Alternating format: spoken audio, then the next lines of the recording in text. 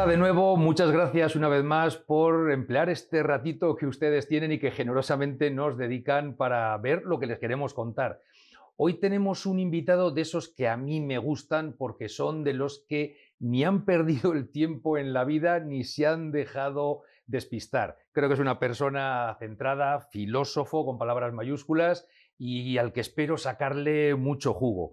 Don Juan Arana Cañedo Argüelles. Bienvenido a esta tu casa, WTN. Muchas gracias, es un gusto estar con vosotros. Muchas gracias por venir. Voy a darles, he hecho un resumencito de su currículum. Es extenso, a más no poder. Tiene página en Wikipedia. Si tienen curiosidad, busquen Juan Arana en Wikipedia y verán, vamos, lo que ha sido su vida, lo que es su vida, sus publicaciones, etc. Pero por resumir, ha sido profesor universitario 45 años, desde el 75 hasta el 2020. Eres doctor en filosofía, catedrático en filosofía, 35 años de cátedra en Sevilla, si no me equivoco. Académico de número de la Real Academia de Ciencias Morales y Políticas de Madrid. Que aquí podríamos hacer el chiste obvio de ciencias morales y políticas. Qué mal se lleva eso hoy en día ahí fuera, ¿no? La política y la moral. Pero bueno, me ahorro el chiste. Escritor de muchísimas publicaciones de libros y artículos. Fundador de al menos 3 revistas científicas. Directivo de varias asociaciones científicas. Por ejemplo, miembro del comité de dirección del CSIC en bioética, miembro del CINET, que es un encargado en temas de neurociencia o cosas similares, Premio Internacional de Investigación Razón Abierta, etcétera, etcétera, etcétera.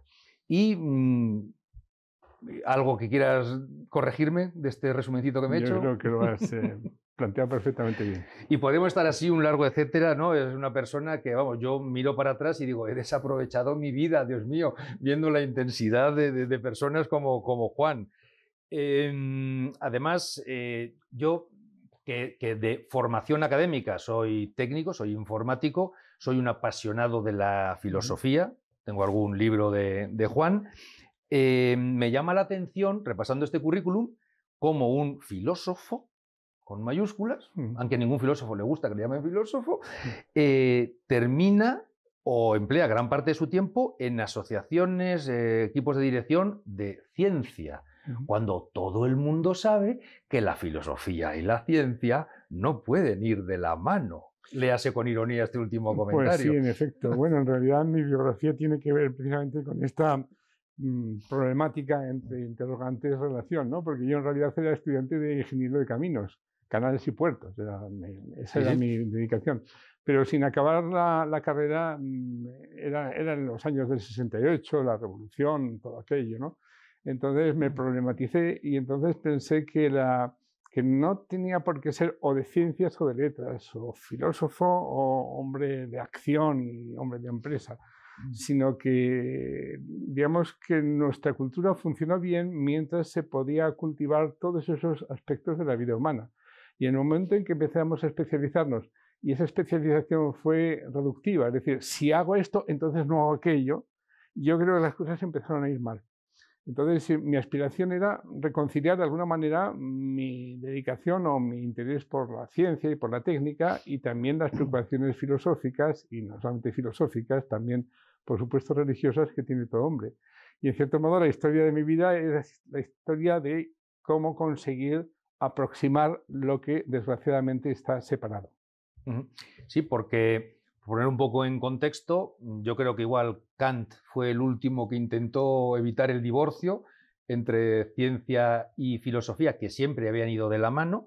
De hecho, a mí siempre me gusta decir, pero no me entienden nunca, pero es verdad, cuando uno se aproxima a la filosofía, incluso legos como yo, que se acercan por hobby, te das cuenta que la filosofía te da conocimiento. Uno se acerca pensando que solo la ciencia empírica te da piezas de información. No.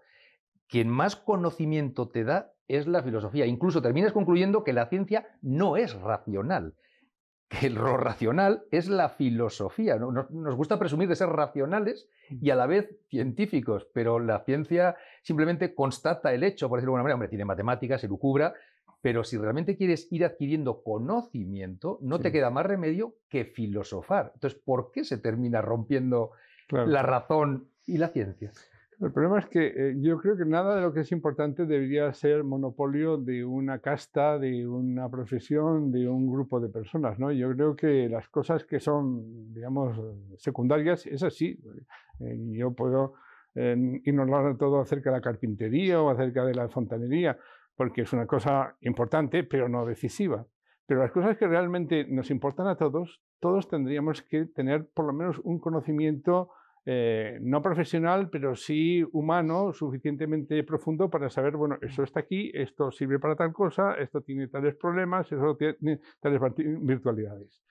Y eso es lo que desgraciadamente en nuestra civilización, quizá por la penuria de tiempo, quizá por el exceso de distracciones y de cosas que no resultan realmente tan importantes, hemos perdido ese horizonte, ¿no? Y entonces yo creo que eso no es un problema de los filósofos ni de los científicos, sino que los científicos debían ser también un poco filósofos y los filósofos debían ser no tan ignorantes de las cuestiones que los científicos trabajan. Y eso ya, y si además metemos en la ecuación el tema de la religión y la teología, es decir, el aspecto más de conocimiento, de racionalización de lo que es la fe religiosa, pues yo creo que ya tenemos ahí un panorama realmente interesante porque hay muchísimo que mejorar en esos campos. Pues seguramente el problema ya parta de base cuando uno se educa en el colegio, en la escuela, ya no digo en la universidad, que ahí ya estás sentenciado de alguna manera en tu carrera profesional. Primero tienes que elegir, ya te dicen, tendrás que decir en algún momento si vas a ser de ciencias o de letras. Sí. ¿No? La formación que se da en filosofía es muy exigua, a duras penas te permite descubrir, ¿no?, el placer de la filosofía. Sí. Entonces tenemos ya un problema de base como sociedad, como individuos. Bueno, ese concretamente fue mi drama, ¿no? Porque yo cuando dejé la carrera de caminos, yo había sido una persona que había elegido ciencias y de repente decidí que tenía que estudiar filosofía y letras, que entonces se llamaba así la carrera, ¿no? Y claro, tenía que olvidarme un poco de todas mis matemáticas, de toda la química, de toda la física, pero tenía que trabajar con el latín y el griego, que yo había dejado en los 14 años, ¿no?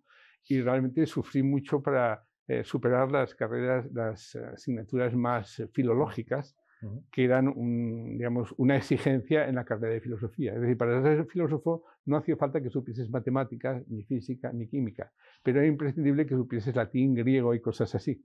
Entonces, bueno, indudablemente ese sufrimiento que tuve fue para mí una experiencia de por qué tenemos una educación como demasiado sesgada en una dirección cuando hay direcciones que son imprescindibles para todas las personas que tengan que aspiren a tener una plenitud humana, simplemente. Me imagino que, claro, a todo esto ayuda que la ciencia da soluciones en el sentido de utensilios, artefactos de utilidad directa material, y la gente termina viendo en la ciencia algo que realmente le está aportando. Me ha dado un microondas, me ha dado un reloj, me ha dado una aguja de coser, y la filosofía, vivo en este mundo de microondas y relojes, y la filosofía que yo sepa no me ha dado nada. ¿Qué tendríamos que hacer aquellos a los que sí nos gusta la filosofía para contarle al mundo? Perdona, no te estás enterando, la filosofía te ha dado unas cosas que ni eres consciente de ellas. ¿Qué le contamos? Bueno, es que en realidad la filosofía es simplemente la curiosidad, ¿no? Un hombre, digamos, decía Aristóteles que el hombre por naturaleza tiende al saber. Es decir, que somos un animal curioso. No soy el único animal curioso, ¿no? Los monos son curiosos, los ciervos muchas veces, ¿ves? Y echan a correr, pero antes de echar a correr te miran, ¿no? O sea que en los animales que tienen ya una cierta, digamos, una cierta complicación, digamos, anatómica y funcional, el estar despierto, el atender, es un sentido natural. Entonces yo creo que la filosofía no fue de entrada otra cosa que esa, ¿no? Es decir, darse cuenta que aprender, conocer, abrir los ojos, es una dimensión importante de la vida.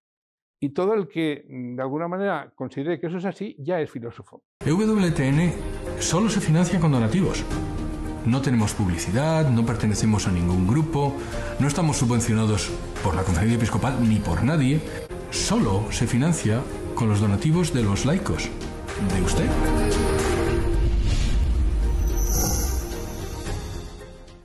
Una cosa es ser filósofo y otra cosa es ser el filósofo profesional, es decir, el filósofo que pone filósofo en su tarjeta de visita y que en realidad lo único que hace es dar clases de filosofía en enseñanza media o en enseñanza superior, porque son las únicas, digamos, actividades filosóficas retribuidas. Pero eso es una cuestión, digamos, completamente marginal. Es decir, el grueso de los filósofos no tendrían que ser los profesores de filosofía. El grueso de los filósofos tendrían que ser todas las personas que tienen lo que llamamos antes una persona cabal, una persona que se da cuenta de qué es importante y qué no es importante y que dedica a lo importante un tiempo suficiente para decir que no se ha pasado por esta vida sin probar lo fundamental. Sin duda, de hecho, nuestro actual presidente de WTN en España, José Carlos González Hurtado, que ha editado un libro, ¿no?, que habla de estos temas, ¿no?, siempre dice, en su libro dice, ser ateo, y equiparo aquí un poco teología, creencia con filosofía, es cosa de la gente de letras, porque la inmensa mayoría de los premios Nobel de ciencias son creyentes, son teístas, porcentaje que no se cumple tanto en los de letras. Por lo tanto, sí que esa curiosidad, ese acercamiento, esa inquietud parece que de alguna manera sí que existe en la gente de ciencias, ¿no? Debería haberse dado ese divorcio. Por supuesto que sí, pero es que eso no solamente es una situación respecto a hoy en día, ¿no?, sino que ya en su origen fue así. Y en eso puedo dar yo un testimonio personal, ¿no?, porque yo soy un converso. O sea, yo originariamente soy católico, mis padres eran hombres, mi padre y mi madre eran personas de fe y de alguna manera me educaron en cristiano. Pero claro, cuando llegué a los 18 años, yo soy del año 50, por lo tanto, en el 68 hubo una revolución tan grande a nivel del mundo, pero incluso a nivel dentro de la Iglesia, por el posconcilio, que yo la verdad empecé a tener dificultades.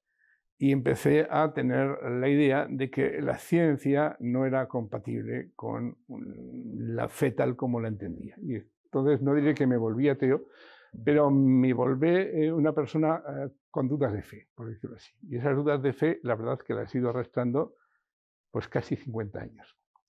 Porque en un momento determinado dije, bueno, pues yo tengo que plantear mis dudas e intentar resolverlas. Pero como católico sabía que admitir una duda de fe es una situación que es incompatible con la vida de sacramentos. Entonces tuve que abandonar la vida de sacramentos para dedicarme a mi encuesta, ¿no? No es una actividad que yo recomiendo, creo que fue un error, pero como Dios es caritativo, pues Dios, digamos, aceptó, así me lo explico, esa especialidad mía, y entonces pues me dediqué a explorar todo el campo de la razón. Y entonces mi primera sorpresa, y yo creo que mi primer acercamiento a recobrar al 100% la fe, fue descubrir que esos conflictos, esas incompatibilidades entre la ciencia y la fe, por lo menos la fe cristiana, porque hay otras fees que quizá no se puede decir exactamente lo mismo, era un auténtico espejismo. Eso precisamente fue el primer libro que dediqué a este tema, y al ir un poco de mis... Te lo hemos puesto lejos. Las raíces ilustradas del conflicto entre fe y razón. Este es un libro que publiqué en el año 91 y que era el resumen de todo lo que yo había hecho, mi tesis doctoral sobre Kant, mis estudios sobre las relaciones entre ciencia y filosofía en el siglo XVIII, en el siglo XVII, en el siglo XIX, y vi que efectivamente un poco lo que has comentado, ¿no?, que los conflictos, las críticas, las dudas, incluso las afirmaciones ateas, vinieron originariamente no de personas, no de los grandes creadores y los grandes desarrolladores de la ciencia moderna, sino venía más bien del campo de antiguos teólogos, de alguna manera que se habían desconvertido, filósofos muchas veces que tenían un interés no solamente teórico, sino también práctico, es decir, ideólogos, personas que de alguna manera tenían algún tipo de pretensión política, revolucionaria. De ahí sí que había un caldo de cultivo de intentar encontrar o de argumentar una incompatibilidad, una pugna, un conflicto entre lo racional y lo que tiene que ver con la fe religiosa. Pero curiosamente entre los científicos eso no se daba, o se daba en una proporción mucho menor. A lo largo del tiempo hubo cierta contaminación, pero esa idea de un poco de que en realidad los científicos no solamente eran científicos, sino que eran mejores filósofos que los que llevaban el nombre de filósofo, es una cosa que fui comprobando, y al final, eso ya más recientemente, conseguí convencer a un grupo de colegas, somos un grupo de unos 15 o 20 colegas, que hemos ido abordando una obra, la verdad, en 4 volúmenes, que así no lo he podido traer porque ya era demasiado extraña, que era La cosmovisión de los grandes científicos. Entendido por cosmovisión, pues la filosofía, la ética, incluso las convicciones políticas y también, y muy en particular, las convicciones o no convicciones religiosas de los grandes científicos. Para lo cual elegimos los 40 mejores científicos, bueno, eso siempre los cuentan, sí. 40 de los mejores científicos del siglo XX, 40 de los mejores científicos del XIX, del XVIII, del XVII y del XVI.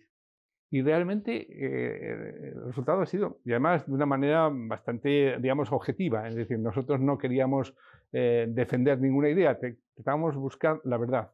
Y de hecho, entre este grupo de colaboradores hay gente que son creyentes, hay gente que son indiferentes, hay gente que son no creyentes, incluso ateos, pero es una cosa llamativa que en una proporción verdaderamente asombrosa, en los siglos XVII, XVIII y XVI, en todo el proceso de creación de la ciencia moderna, la proporción de científicos que son hombres de fe es abrumadora.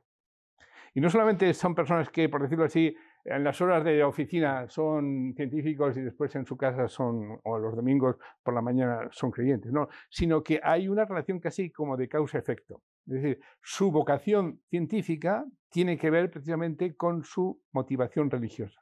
Y eso, insisto, es prácticamente total en los siglos XVI, XVII y XVIII. En el XIX es cuando empieza a darse el fenómeno del ateísmo por parte de científicos, pero curiosamente también ahí ves que es una cierta contaminación, es decir, que es el bombardeo filosófico que hay por parte del ateísmo el que hace que ciertos científicos, como se les da, por decirlo así, bueno, el único conocimiento que verdaderamente vale es el que vosotros tenéis, se van contaminando. Pero incluso en ese momento, incluso en el siglo XIX, la gran mayoría de los científicos creadores, de los científicos de primera fila, siguen siendo cristianos.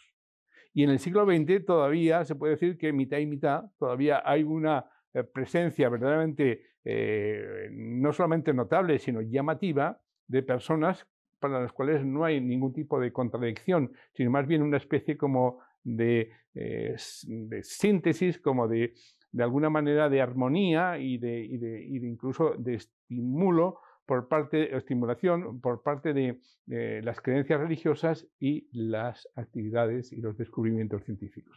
¿Sí? A mí siempre me gusta recordar que el primero que postuló el Big Bang era un sacerdote. Sí, efectivamente. Lemaitre fue no exactamente el Big Bang, sino la teoría del átomo primitivo, pero fue el primero que descubrió que la teoría general de la relatividad, que es la teoría que se aplica al conjunto del universo, es decir, es la teoría que ha convertido la cosmología, es decir, la ciencia física de todo el universo, en algo que realmente se puede hacer, mientras que los filósofos decían que eso no se podía hacer. O sea, según Kant, la cosmología no es una idea científica, es una idea filosófica que no tiene base empírica y por lo tanto no se puede realizar. Es curioso ahí cómo un científico, Einstein, le enmienda la plana a un filósofo Kant diciendo sí que se puede hacer, porque hay ciertos aspectos de la estructura espaciotemporal del universo, del contenido del universo, de la energía del universo, que sí pueden ser estudiados con las ecuaciones del universo. Esas ecuaciones, como Einstein tenía, era de procedencia judía, pero él tenía una concepción teológica de tipo panteísta. Él de alguna manera pensaba que el universo entero sería Dios. Entonces él tendía a pensar que el universo tendría que ser eterno, como por ese carácter divino que él tenía. Y en cierto modo él arregló las ecuaciones de la teoría general de la relatividad para que el mundo le saliese como él creía que era, ¿no? Y entonces introdujo un término, la constante cosmológica, que hacía que el universo fuese estático.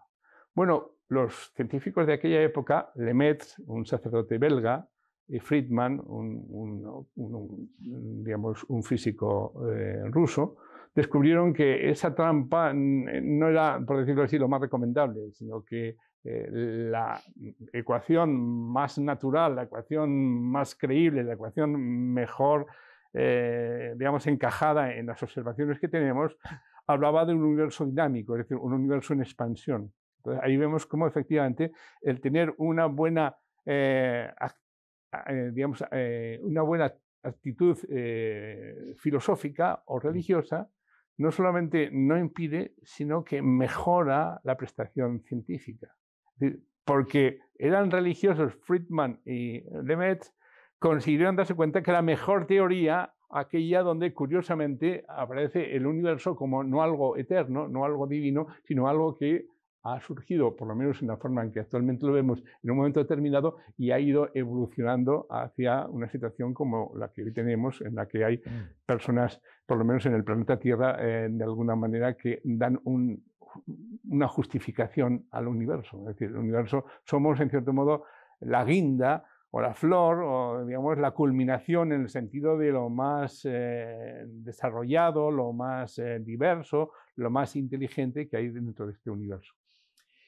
Entonces yo, oyendo todo esto, no puedo evitar concluir que el hecho de que se mantenga esta concepción de que son cosas separadas, antagónicas, irreconciliables, se da en los que somos ignorantes, aquellos que nos gusta que nos den las ideas ya fabricadas para no tener que pensarlas, y entonces, como nos han dado esta, pues así debe ser y no quiero pensar más. Cualquiera que dedica un tiempo a pensar termina volviendo a juntar ambos mundos. En efecto, yo creo que se podría decir incluso de una manera un poquito más agresiva, diciendo, así como los cristianos han estado en primera fila en el campo del desarrollo del pensamiento, de la creación de las matemáticas, la creación de la física, la creación de las distintas ramas científicas, a la hora de vender ideología, a la hora de hacer propaganda, ahí no hemos estado tan en primer lugar. Porque a partir del siglo XVIII hay una operación, y bastante bien mentada, de secuestrar esa ciencia de manos de quienes la han creado, que han sido cristianos, y presentarlo al público ignorante, más bien como algo que se ha hecho en contra de la actitud de los jerarcas de la Iglesia, de los cristianos, que son más bien unos fanáticos, que se niegan a cualquier tipo de planteamiento racional y cosas similares, ¿no? Y entonces hay en ese sentido casos muy curiosos, ¿no? Por ejemplo, la enciclopedia de D'Alembert y Diderot pasa por ser un poco la quintaesencia de lo que fue digamos, la popularización de los descubrimientos científicos. Esta obra tiene lugar en el siglo XVIII. Es curioso que el editor de esta obra, Diderot, no era un gran científico, ni mucho menos. Era una especie, digamos, entre comillas, de periodista con gran... Entonces, una de las cosas muy importantes y es que para darle ese aspecto científico a la enciclopedia, él incluyó un par de cientos de planchas realmente muy bien hechas donde aparecían pues, las estructuras de los insectos, el esqueleto de los animales, la estructura interna de las máquinas. Entonces eso le daba una apariencia muy científica a esa obra que indudablemente tuvo un éxito enorme. Sin embargo, esas planchas no eran hechas por Diderot, ni siquiera eran hechas por los demás colaboradores de la enciclopedia. El que había hecho esas planchas era Réaumur. Réaumur es el mejor naturalista que hay en Francia en el siglo XVIII. Era un hombre muy, muy católico, muy, muy creyente. Él había hecho ese trabajo y lo tenía de alguna manera preparado en la Academia de Ciencias para hacer una presentación de una especie de historia gráfica o de enciclopedia gráfica de los descubrimientos de la ciencia de su época. Simplemente se hicieron con por decirlo así, con el control de la academia y cogieron esas planchas y las secuestraron y las publicaron en su obra. Eso es solamente un ejemplo y como ese se podrían dar muchísimos más. De que, por decirlo así, los creyentes han hecho ciencia pero no han sido tan hábiles a la hora de defenderse respecto a las interpretaciones, por decirlo así, sesgadas y muchas veces manipulaciones de posibles conflictos que en realidad eran conflictos de alguna manera urdidos e inventados no por los científicos sino por los que querían vender un cierto mensaje, una cierta interpretación de lo que la ciencia es. Ha sido muy generoso diciendo que los cristianos no hemos sido muy hábiles, hemos sido unos necios absolutos. Y lo seguimos siendo en ese sentido. Bueno, si eres periodista, aquí tenemos un ejemplo de cómo la cosa se puede ir rectificando, ¿no? Se puede, porque... Yo creo que efectivamente tendremos que intentar, es decir, vender el producto ya suena mal, ¿no? Pero de alguna manera que la verdad no sea solamente algo de la gente esforzada que se dedica horas y horas en hincar los codos, sino que las personas normales, que no tienen mucho tiempo y sobre todo llegan cansados a casa, pues tengan una presentación que sea verídica y que sea objetiva de cómo ocurren las cosas. Y en ese sentido también tengo alguna anécdota que me parece que puede ser en ese sentido llamativa, ¿no? Yo una vez, yo siempre he procurado publicar, precisamente por esta razón, no en editoriales piadosas o bien de alguna manera oficialmente comprometidas con la religión cristiana, sino en, digamos, en editoriales laicas y a ser posible editoriales de izquierdas, ¿no? Entonces había una editorial, tampoco voy a entrar en nombres ni en las situaciones, había una editorial de izquierdas española, con lo cual yo me iba bien y publiqué unos cuantos libros. Uno de los libros que publiqué era un libro de ensayos, se llamaba Filosofía de lo cotidiano, o sea, donde entraban cosas muy dirigidas al gran público. Entonces el director, que era amigo mío, pero era un hombre obviamente pues agnóstico, me dijo, hombre, en este libro se te ve el plumero, se te ve que eres tal y cual, ¿no? Y entonces, bueno, sí, yo le dije, ahí se ve que tú eres una persona neutral y que no tienes aquí un prejuicio ideológico y que a pesar de... Bueno, el hombre me publicó el libro y el libro salió. Y al poco de salir el libro, salió en Alfa y Omega una recensión, una página entera muy positiva del libro, ¿no? Entonces yo contento de alguna manera de intentar satisfacer a mi editor, le mandé una fotocopia y le dije, mira, Antonio, parece que el público católico reacciona positivamente al libro. Entonces me dijo una cosa que me hizo pensar, me dijo, sí, Juan, eso es verdad, pero en realidad el público católico o compra libros de piedad o libros de evasión, pero libros de pensamiento no los compra mucho. Entonces, a mí eso me preocupa, es decir, no digo que sea así, porque me parece que es una interpretación sesgada, pero que a veces, por decirlo así, el católico piensa que estas cuestiones un poco filosóficas o científicas, o de si el transhumanismo, o si los alienígenas, o si cualquier cuestión de alguna manera puede ser problemática y mejor no dedicarme, mejor me compro una novela del oeste o una novela, por decirlo así, de intriga, de Agatha Christie y no me meto en líos.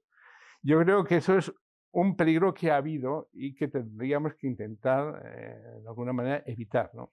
También quizá por eso estoy tratando de vender mis libros que no son, por decirlo así, novelitas. Vamos a hacer ahora un pequeño corte, pero me ha gustado esta reflexión que te hizo, bueno, esta idea, este comentario te hizo reflexionar y con ello voy a retomar a la vuelta nuestra entrevista. En 2 minutitos tenemos, volvemos con Juan, que aún tenemos que sacarle jugo. Hasta ahora. Muchas gracias por aguantar este par de minutitos. Volvemos con la entrevista a Juan Arana. Nos habíamos quedado un poco viendo cómo habíamos perdido un poco la parte racional o los cristianos, porque un editor, amigo tuyo, agnóstico, te había hecho el comentario de los católicos consumen o piedad o evasión, pero no pensamiento. Sí. Durante muchos siglos estaba claro que la religión católica, era la única que había, se podía uno aproximar de forma racional al conocimiento de la fe. Teníamos a Santo Tomás de Aquino. De alguna forma, yo creo que esto lo hemos perdido. La gente está intentando encontrar una especie de espiritualidad en el sentido de happy, quiero que me venga un subidón del Espíritu Santo.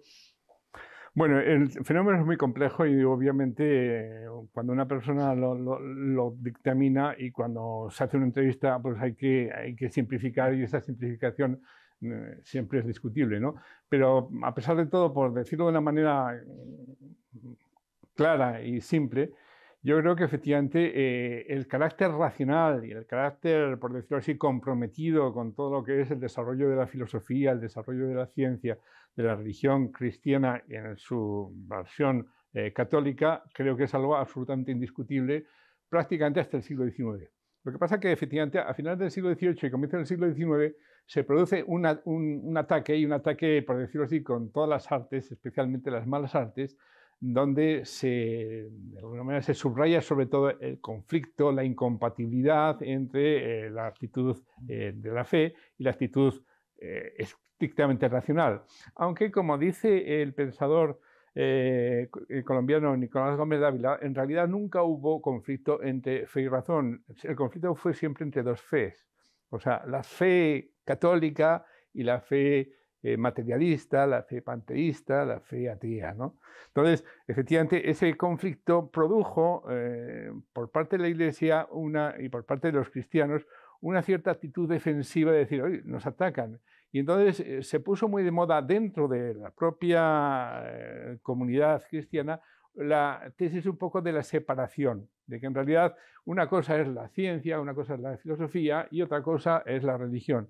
Y que la religión, pues en realidad, o sea, no es que negasen la dimensión racional de la fe, pero la disminuían cada vez más. Y se fomentaba mucho la idea de que un católico es católico cuando va a misa y cuando educa a sus hijos y cuando se relaciona con su cónyuge, pero después cuando se pone la bata y entra en el laboratorio se olvida, porque entonces la fe no tiene ningún sentido, lo único que tiene sentido es la experiencia y la racionalización.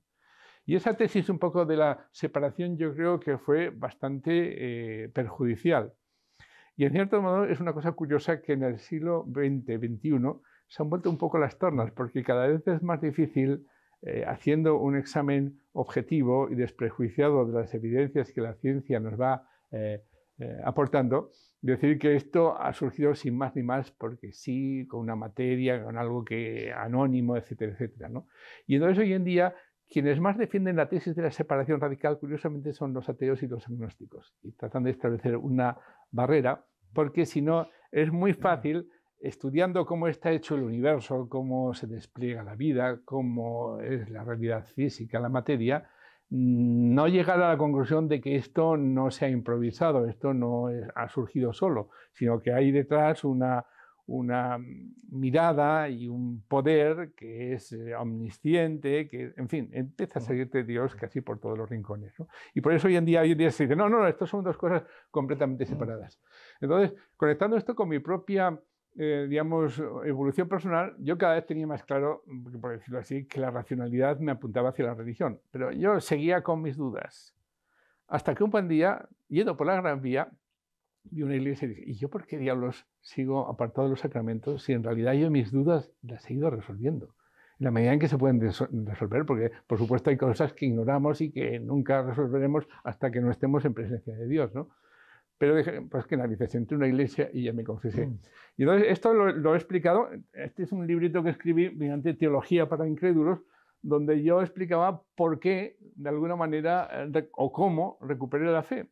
En el sentido de que yo recuperé la fe a través de la razón. O sea, hay gente que recupera la fe, pues yo qué sé, escuchando una sinfonía, como fue este filósofo, cuyo nombre en este momento se me ha atravesado, ¿no? Que es de la famosa experiencia, ¿no? Escuchando música. O Paul Claudel, entró en una catedral, a través de una vidriera llegó un rayo de luz y eso le iluminó y zamba, ¿no? Entonces hay experiencias estéticas, hay experiencias morales, hay experiencias de sufrimiento, hay experiencias de ver la bondad de las personas que generan este movimiento de la gracia que te lleva a dar el paso hacia la fe. Pero también hay gente que llega a la fe a través de la razón, porque la razón le va disolviendo las dudas, las incertidumbres, y al final dice, pues sí, señor. Pues. Y entonces, en ese sentido, no es que la razón me convenciese de recuperar la fe, pero la razón fue el camino a través del cual encontré esa gracia de recuperar la fe.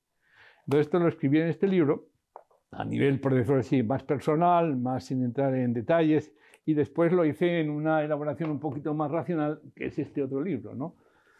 Ciencia y religión, enemigas o aliadas, donde ya de un modo un poquito más, con más notas a pie de página y con más detalles, un poco ya, con más explicaciones, explico por qué esos conflictos, desde mi punto de vista, no implican en modo alguno una incompatibilidad, sino que más bien hay una sinergia, hay una especie como de tendencia natural del hombre de ciencia, que realmente lo es, para recuperar esa dimensión filosófica y también esa dimensión teológica. Entonces, una cosa que me llamó la atención es que me dijeron algunos amigos que tengo, por ejemplo, en la academia, tengo amistad con teólogos importantes, me decían, es curioso que en las facultades de teología estos aspectos no se ven. O sea, lo que era la teología natural, que es algo que está en toda la tradición de la Iglesia, pues las 5 vías de Santo Tomás son la quintesencia, Pues curiosamente las 5 vías de Santo Tomás ahora mismo se explica un poco en las facultades de teología.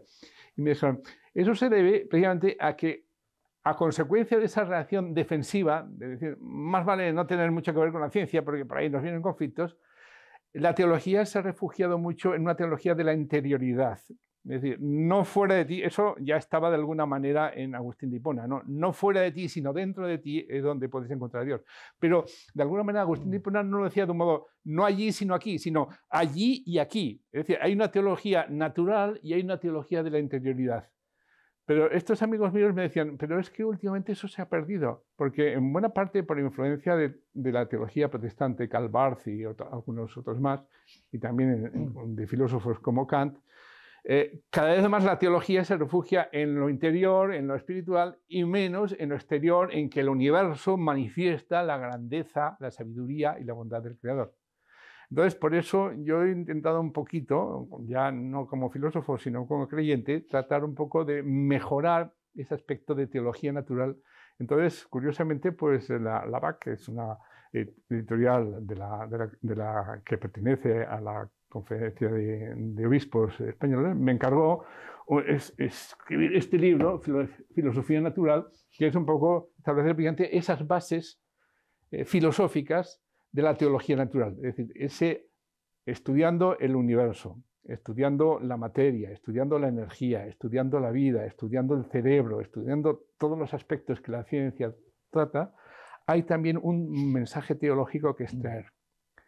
Y entonces, bueno, este libro pues, ha salido hace un par de años, ha tenido cierto éxito, pero aquí digamos, la lucha es dura, ¿no? Es decir, el olvido de la teología natural dentro de los propios teólogos católicos es un déficit que tendríamos que conseguir recuperar. Aquí yo aparezco como parte interesada, pero en realidad lo que yo diga no tiene mucho valor, pero que hay ese venero, hay ese filón, hay esa capacidad de desarrollar y de dar una respuesta, porque eso que has comentado antes yo creo que es muy verdad. Es decir, se dice que la religión está en decadencia, pero desgraciadamente también la ciencia, por lo menos la ciencia pura, la ciencia de verdad, está en decadencia. Porque para ser científico hay que enfrentarse con enigmas muy profundos y hay que estar convencido de que esos enigmas tienen solución. Y si alguien o algo no les ha dado esa solución, es imposible buscarla. Entonces, por eso el hombre de fe es el hombre que es capaz de enfrentarse con enigmas, enfrentarse con preguntas que no tienen respuesta y a partir de su fe religiosa encontrar la motivación para encontrar las razones, para encontrar las evidencias empíricas incluso que dan respuesta a nuestras preguntas. Sin duda. Voy a abrir un inciso para hacerte publicidad de este libro en concreto, Filosofía Natural. Se lo dice una persona que de formación es ingeniero, de trabajo es trabajo científico, trabajo industrial, por llamarlo así, tecnológico, y que por curiosidad se ha ido acercando al mundo de la filosofía, que la filosofía pues trata diferentes materias o enfoques o analiza diferentes sectores de la realidad. Cuando quise aproximarme a la filosofía de la naturaleza, a la filosofía natural, compré este libro y alguien que no ha estudiado filosofía es el libro que recomendaría para aproximarse a esta materia. Es verdad que es un libro completo y por lo tanto es un libro extenso. No es una novela que uno lee mientras está quedando dormido, hay que ponerle atención, pero es un libro que desde luego podemos leer los que no hemos estudiado filosofía para aprender de esta materia sin duda. Y cierro el paréntesis promocional gratuito que de corazón hago porque es un libro que me ha gustado. Contabas que a ti te volvió a llevar a la fe, a los sacramentos, la razón, la filosofía. Y te voy a contar también mi caso concreto. Yo también soy converso, pero mi conversión fue así. Fue de Dios. Eso que Calvino llamaba la fe irresistible, y ya la tengo. Un poco como la de San Pablo, ¿no? Algo así. Caíste algo de así. un caballo. El caso es que, claro, caí del caballo, me levanté y dije, bueno, creo que esto va de esto que me hablaba mi madre. Vamos a ver de qué va. Y me encuentro con una iglesia que ha construido un gran artefacto racional en torno a sí, que uno coge los dogmas o las verdades de fe y dice, pero esto os lo habéis sacado de la manga. Esto casi ni es bíblico, ¿no? Como nos acusan los protestantes a veces. Sí. Entonces, tengo que entender por qué han llegado a estas conclusiones, que no me dará tiempo en una vida a llegarlas, ¿no? Sí. Pero uno va entrando y dices, Dios mío, esto es racional. Esto no es las invenciones de los curas para controlarnos. Esto tiene por qué racionales partiendo del cero, si quieres. Entonces, es sorprendente cómo uno descubre como el catolicismo es una fe racional. Ojo, vívase con espiritualidad, con sacramentos, etcétera, pero que el catolicismo es racional. Y es algo que tú lo cuentas y la gente dice, no, ni siquiera los católicos dicen, no, crees porque crees, que es la famosa, bendito sea, perfecto, no hay problema, cree porque crees. Pero hay una explicación racional de todo. Incluso hablabas de las 5 vías de Santo Tomás de Aquino, que efectivamente están perdidas. Yo no he encontrado... Bueno, perdona, no están perdidas, están recuperadas, pero curiosamente por autores, por ejemplo, Anthony Flew, pues era un filósofo ateo y se convirtió precisamente porque vio que las 5 vías de Santo Tomás, que concretamente, especialmente la tercera y la quinta, con otros nombres, pero es algo que los científicos empiezan a tener consenso al respecto, ¿no? Entonces él dijo, la mía, escribió un libro que se llama Dios existe, donde dice, la mía no es una conversión religiosa, porque no se convirtió religiosamente, la mía es una conversión exclusivamente racional. Pero si somos honrados, entonces esto es una cosa que se da mucho en el ámbito de los intelectuales anglosajones, ¿no? Que el fair play, ¿no? Es decir, si jugamos, jugamos, pero no arreglamos, si no me gusta la conclusión, pues cambio, ¿no? Entonces esta gente dice, no, yo era ateo, pero fui de alguna manera mis argumentos elaborándolos y en cierto modo superándolos. Y entonces es una cosa curiosa, ¿no? Dice, al final, como yo tenía fama como filósofo ateo, me invitaron a una especie de espectáculo donde iba a haber una lucha entre un ateo y un creyente. Y yo iba por el lado ateo, por decirlo así. Pero yo en ese momento había modificado y le dije, lo siento, pero tengo que decirles que no me he convertido en ninguna religión. Pero yo me he convertido a la religión natural y ahora tengo que decir que ahora sí que creo que detrás del universo está Dios, ¿no? Y entonces dice, el que había organizado aquello, que por lo visto se hacía en un estadio de béisbol en Dallas, en Estados Unidos, digo, monto un circo y me crecen los enanos, ¿no?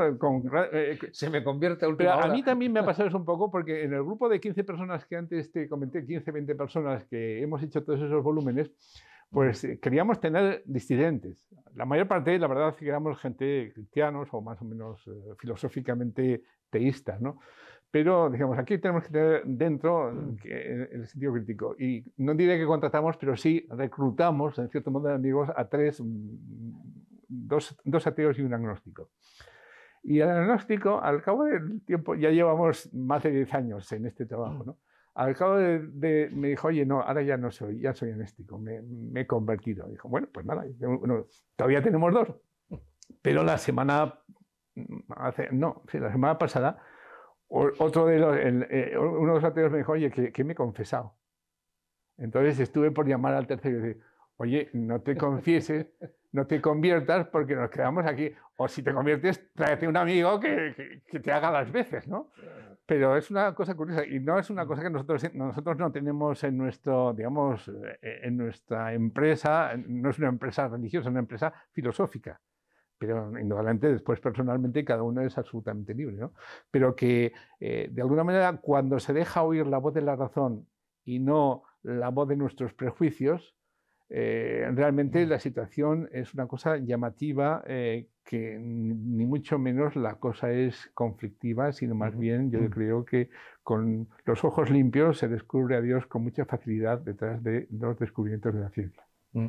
Yo, sin duda alguna, de hecho yo como lego curioso en la filosofía, cuando entendí, no leí, las 5 vías de Santo Tomás, me quedé alucinado, digo, no tiene fisuras, no consigo encontrarle tal. Entonces empecé a buscar las contratesis que podían haber habido.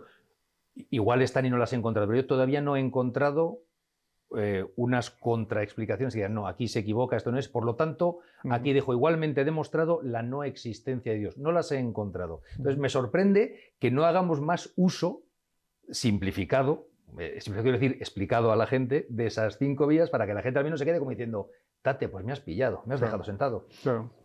Por eso cuando me dijeron que ese libro era precisamente pensado para la Facultad de Teología Católica o para seminarios, a mí me dijeron, pues creo que ahí efectivamente los laicos, que somos los que de alguna manera tenemos esa responsabilidad de trabajar los preámbulos de la fe, tenemos que ponernos al servicio de los pastores en decir, oye, aquí hay una serie de elementos que pueden constituir armas para que la gente busque la verdad con todas, sin ningún tipo de reticencia y sin ningún tipo de restricción.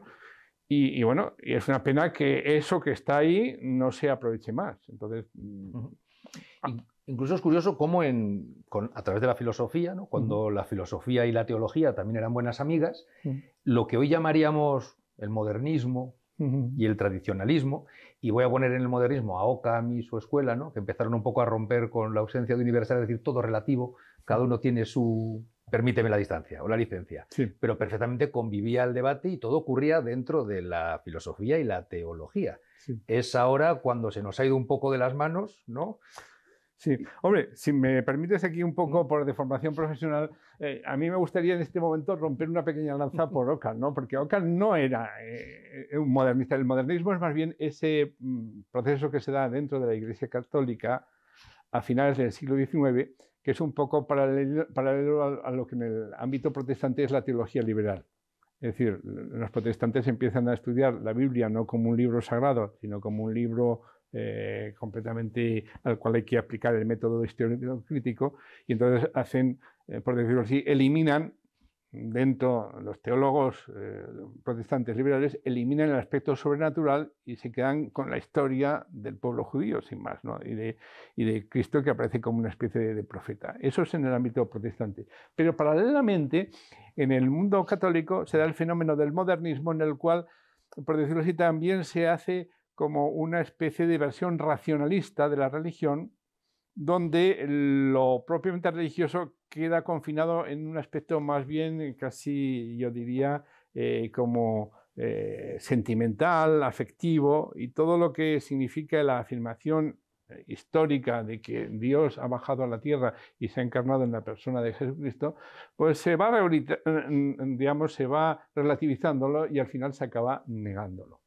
Pero, digamos, una cosa distinta es Occam. Occam y en general la teología nominalista de finales de la Edad Media tiene que ver con la desconfianza de que realmente la razón, tal como había reconciliado Tomás de Aquino y sobre todo los dominicos, un poco decir, no, la razón entonces era fundamentalmente Aristóteles, era lo máximo que en aquella época se podía hacer, ¿no?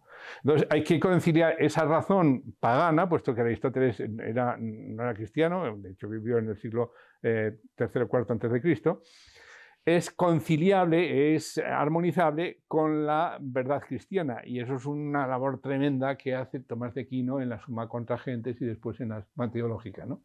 En cierto modo, ciertos teólogos, y concretamente dentro de la escuela franciscana, desconfían de que esa amalgama, esa síntesis está bien hecho. Y dicen, no, más bien Aristóteles tiende más bien a negar la creación, porque dice que el mundo es eterno y no está nada claro que salve la inmortalidad del alma. Y entonces hay una tendencia que es el averroísmo latino, que más bien tiende a decir, no, la razón nos lleva a la negación de Dios y a la negación de la espiritualidad del hombre.